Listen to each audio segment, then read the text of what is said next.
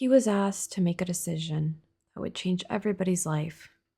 Everyone's fate seemed to rest in his hands. This is a story about a man.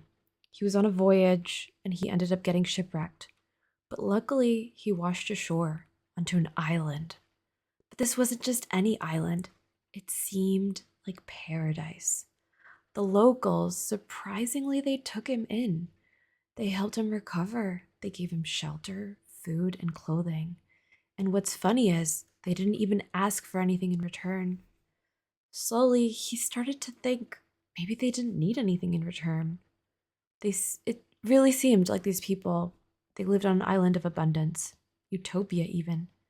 The islanders' days were filled with meaning. People followed their passions, whether that be art or science, gardening, cooking, or time with loved ones. These people, they seemed to work in harmony with nature. Even when nature wasn't pleasant and storms would come their way, they would endure together as a team. Children would play on the beach. Elders would share stories under the stars. People thrived, not because of wealth or because of power, but because they honored the moment they were living in and they knew how to work together. And then came the man's great choice. The man's people arrived. They asked him to help them take over the island. They wanted it. They wanted it for resources and for power. The islanders' fate rested in his hands. The man decided to refuse. He had been taken into what seemed like paradise.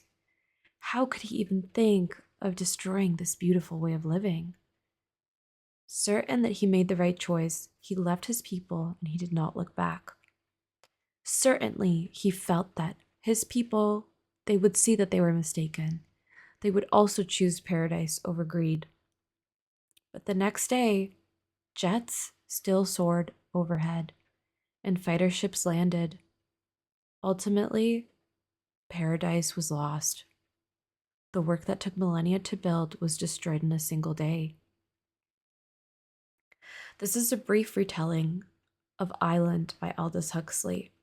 The story brings to us a paradox, a very timely question.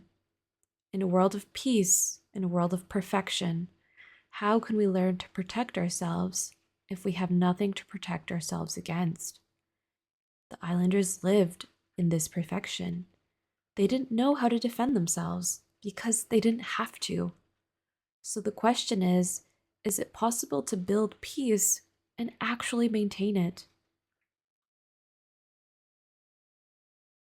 Building and maintaining peace is, I believe, the most complex, profound, and urgent question of our times. It's also the most difficult. There's no reason we cannot achieve this. Think about what we've already accomplished. We've walked on the moon.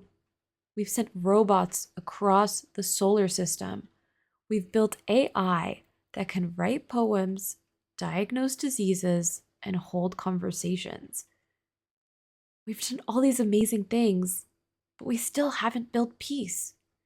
People keep asking, what comes next after AI?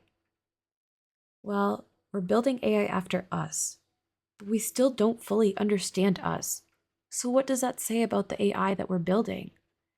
If we model AI after brains that don't live in peace, what does that say about what we're building? Maybe if we can build lasting peace, it will be more profound than landing on Mars, more complex than AGI. This is an urgent question for the future of AI and AI safety, because here's the thing. The AI we've built, it's not the end of the road, it's just the beginning. It's a Pandora's box, and it's been opened.